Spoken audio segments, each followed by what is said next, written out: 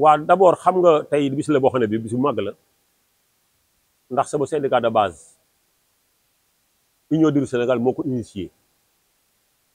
ñaar dërëmi gouvernement nekku ci ñu bari dañuy wax ne gouvernement moo ko financé mais yaakaar naa tey leer na ni dërëm kenn dugg ci Union du Sénégal moo ko initié moo ko financé ci li tax bañ koy def sa tàgguwuñ ma teral la rek ci nomination bu ma am depuis le 15 octobre Afrique yëpp daje muy région Afrique fa ñuy toog ca Londres ñu ne yaa ñu fay toogal te lu jiitu loolu bokkoon naa ci commission de transport urbain bu AITF ma nekk fa 6 ans xam naa ne jombul sama séjour ba ma fa am ci comité ba moo leen may tey ñu am fi toll ni di ma yóbbu ci instance bi gën a rëy ma toogal fa Afrique yëpp kuy nekk ci wàllu transport routier sama fal amul xëccoo Afrique yëpp a dajale jox ma kàddu kon mu sas wu rëy mais mën naa bañ a dis nag ci bu ma Afrique yëpp jàppalee mais rawatina Sénégal gi ma nekk bu ñu ma jàppalee ndax man doxuma ci lu dëgg ci dëgg rek laay dox bi mu jàppalee daal dina oyof muy seen intérêt ñun ñëpp loolu moo tax Londres yabal ab équipe Afrique noire yabal ab équipe pour ñu fekkee sargal bi Afrique bii tamit muy Gambie muy Mali muy Guinée-Bissau ñoo tamit yabal nañ seen i ndaw ñu ñëw fekk ko loolu nag bis la doo xam ne bii du bis doléance ci man bisu sargal ngërëm ak sant rek la moo tax ma gërëm samay mbokk ñàkkoon ga ma dëkk muy sama village natal ma koy tiitaroo chef de village sama nijaay Mandoy moo ko jiite délégation bi ànd ak imam ànd ak président délégué quartier ànd ak jeunesse bi yëpp ànd ak jigéen ñi ànd ak sama ñaari jabar ak seeni moromu jigéen ñu ñëw fekk samay mbokk samay xarit ñëpp ñëw pour sargal bi mu nekk lu rafet grand Serigne yabal délégation Mamadou Mbengue ñëw en tant que coordonnateur Lébu au niveau national et international kon Ablaye Matar mu ngi ci biir salle bi loolu nag bu amee du ma def lu gërëm yàlla te wax ne ñun Union du Sénégal dañuy bëgg a changer aw doxin te changer nañ aw doxin geraw nañ ba geraw nekkut te gouvernement saa buñ ko poñee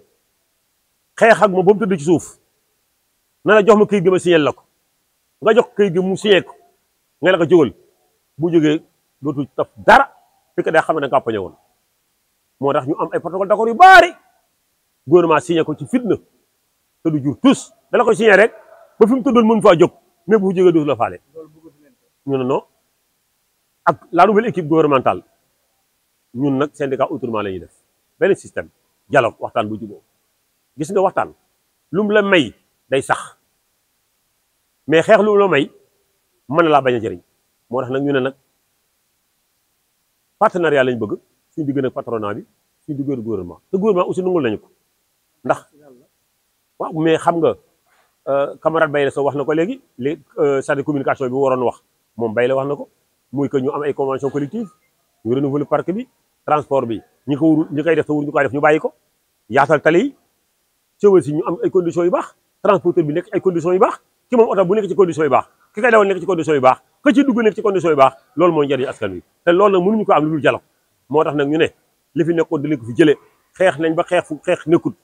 te juruñu daara wax naa ko léegi saa boo dóoree état mu tëdd lem lay wax indi ma këyit gi ma signal la li nga wax yëpp jubóo naa ci signal la nga la ko jógal du ci def tous kon nañ waxtaan toog ci table waxtaan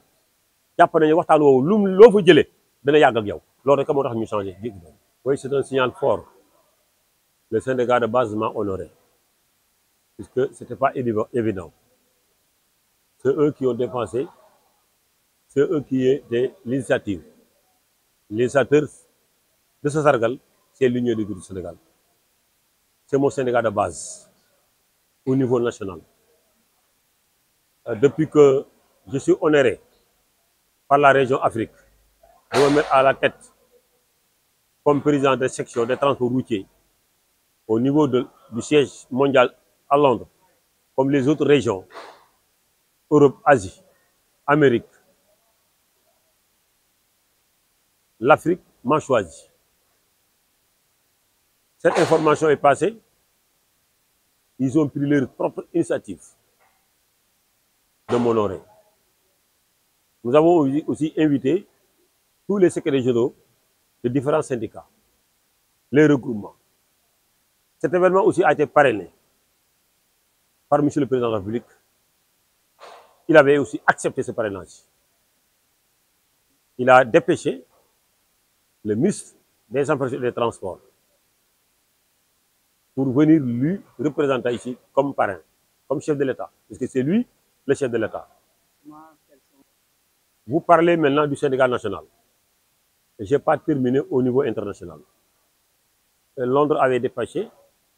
une équipe. L'Afrique aussi noire a dépêché une équipe pour assister à ces cérémonies. Donc, mon village natal, mes parents, mes amis, la communauté Lébou, tous sont présents dans la salle. C'était pour m'honorer. Vous parlez maintenant du syndicat des activités nationales. Le ministre l'a évoqué. Ce jour, ce n'était pas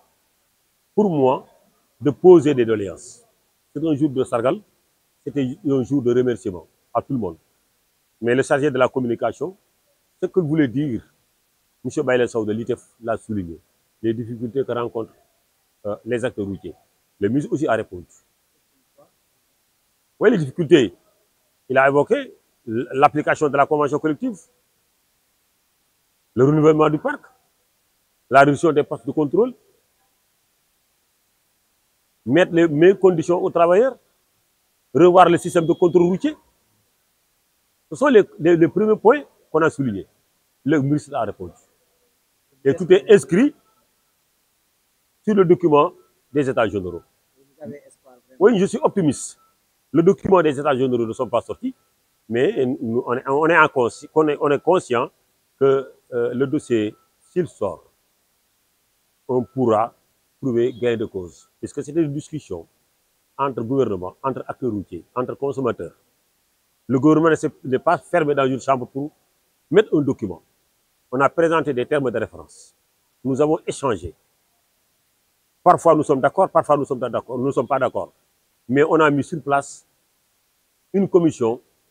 que cette composante de cette commission, c'est des personnes neutres. Ils ne sont pas avec l'État, ils ne sont pas avec les acteurs routiers. Donc nous sommes optimistes que si le document sort, vraiment ça peut régler le problème. En tout cas, ce qui est important pour l'Union des rues du Sénégal, nous avons décidé de faire un syndicat autrement. Autrement veut dire mettre à l'avant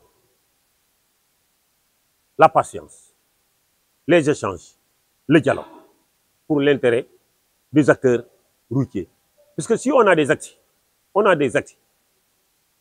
sans pouvoir mettre une pression ou bien aller en grève, ça peut nous servir. Mais à chaque fois qu'on aille en grève, ce n'est pas la première fois qu'on aille en grève, le gouvernement signe et il n'y aura pas de suivi.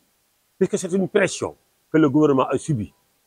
il est obligé de signer. Mais à chaque fois qu'il signe, il ne le respecte pas. Parce que c'est la façon dont nous avons acquis, nous avons attaqué. Maintenant, nous disons, on va tourner cette page.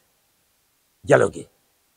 Ceux qui veulent accompagner le transport routier, l'Union du Sénégal, nous suivent. Ceux qui ne veulent pas se mettre de côté. Mais nous, on a changé de système de combat. Le dialogue, notre priorité. Tout ce qu'on gagne au dialogue peut nous servir. Peut servir l'État, peut servir les populations. Mais tout ce qu'on a par bras de fer, il n'y aura pas de suivi. Et on en a marre des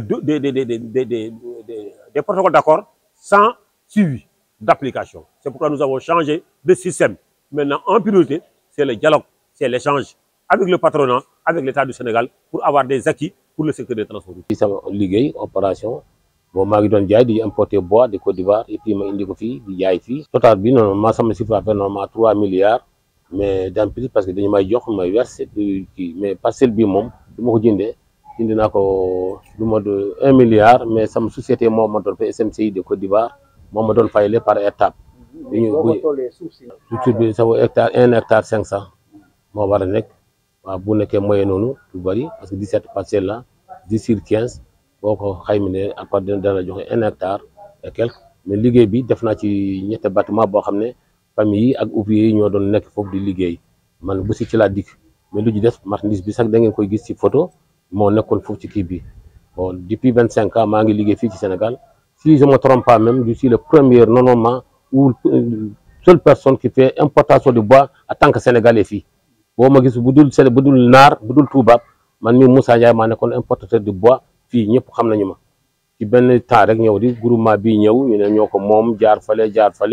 ñu indi fay papier sama papier acte de domaine bi woo naa leen ñi ma jindi ñoom ñu ngi fi ñu ngi dund ñoom ñëpp ñu ngi fi sama famille la famille la y a 3 garçons et puis 4 femmes ñoom ñëpp seen photo mu ngi ci kii acte de vente bi mu ngi ci woon la ñu dem foofu nag ñu ne boo ñi indi nañ papier de kii acte de vente man ne ko non man ñi ma jaay seen titre foncier la ñu ma jaay ci numéro bi seen tur baay moo ci nekk xam naa fii depuis 1965 fii laa nekkoon balaa may dem penku fii laa doon liggéeyee dañu may fay 4500 francs à 3000 francs par mois. mais xëy tey jaay doole bon ñëw jaxase affaire bi yëpp maa ngi woon Côte d'Ivoire ci sama société ma jël avion ñëw fekk ñu ngi toj ma laajte mais comment yéen lu tax ngeen di toj commandant police bi mu ne ma écouté ñun dañu am yoon commandant bu Pikine bi mu ne ñun yoon moo ñu jox ñu ñëw toj ma laajte huissier bi ñu ne amul moo ko Souleymane Bamba moom mu ne moom mooy huissier moom mooy gendarme mooy police ma ne ko boo d'accord ma woote nag huissier bi ma doon envoyé convocation bi mu ne ma Moussa Ndiaye foofu nag ñun pare woon nañu bu yàgg ñun bu ñu gisee seen jugement bi da ngaa amoon appel boo xam ne jugé wuñu ko ñun ñu bàcc affaire yi waa ji moo delluwaat fii jël xaalisam ci ñun donc ñun amuñu benn affaire foofu doo ñu gis foofu parce que affaire boo xam ne bu nekk en cours ñun duñu ci dugg moom kay moom ak police am bi ak gendarme bi ak groupe ñu mu tax ñoom ñoo ñëw fekk sa kër ñun nekkuñu ci dara. bi ma kiyee nag ba daal di dem jël woote kii commandé seet procureur général mu jox ma yoon ma dem ci brigade de recherche mu def liggéey bi yëpp jébbawaat ko procureur de la république léegi nag ñu ngi ci cour def nañu ñaari yoon ñetteellement tribunal moo ma ne Moussa Ndiaye le 11 décembre nga ñëw fi ñu jugé leen maa ngi yaakaar yàlla nag yaakaar nguur bi nekk nii léegi tey ak jaay bi doole bi parce que man fépp fu ñu doon jaar ci gars yi ñu fi nekkoon amul kenn ku ma tontu képp bu ko yore woon max na fii wax naa leen ñu ngi may tooñ mais ñu ngi koy seetaane waxuñu ko sama mbokk yëpp ñu ngi nii même suñu doon toj sax bu ñu woon Moussa Ndiaye yow day lii yoon moo la dal jëlal sa bagage d'accord mais loolu gis nga machine caméra bi mën a dem ci machine bi ay série boo ci nekk série bi yëpp machine bi noonu la ko daanele ñu am na photo machine yi sax bu léegi mu ngi nii bu ñuy indee ko sax mu ngi fii kër yi moom 3 kër boo xam ne R+1 ñoom ñëpp toj nañu ko bagage bii nag actuellement mu ngi croisement Kambal yenn yi mu ngi jam ñaajo foofu laa ko tebee depuis ça fait 1 an 5 jours jaayuñu dara bagage bi mu ngi fa fuuti en tant que sénégalais. bëgg nga daal yoon def liggéeyam. damaa bëgg yoon bii mu def liggéeyam papier bu normal bi ma woone foofu procureur général moom moo gis papier yi ma yor brigade sa boobu laa woone ñoom ne comme ñu ne léegi le 11 maa ngi xaar daal yoon bi def liggéeyam ñu delloo ma sama xaalis delloo ma sama bagage. non dem naa ba ci kilifa diine yi ñoom def nañu leen wax bi ma ñëwee ñu gis sama papier bi dañu maa jël jébbal ma nag procureur général dañu ko woo sur le sang ma ñoom woon man Moussa Ndiaye fii de tooñ am na fii moo ma ne léegi nag Moussa Ndiaye delluwaate leen fale ci brigade recherche mu indil ma document yi ñu dem ba ci brigade recherche def na dossier yëpp delluwaat na jébal na ko léegi procureur général léegi nag kay léegi damaa fi mag na nekk benn laa bëgg ñu jàppale ma ci fi mu ne actuellement équipe bi plus de 50 personnes ñu fi nekkoon yëpp ils sont en sommet ñoom ñëpp ñu ngi fi kenn deful dara ñu ngi ni toog ni ngeen ma gisee nii ni ngeen fekkee maa ngi toog nii ak sama sajaade loolu laa desele ci àdduna ci liggéey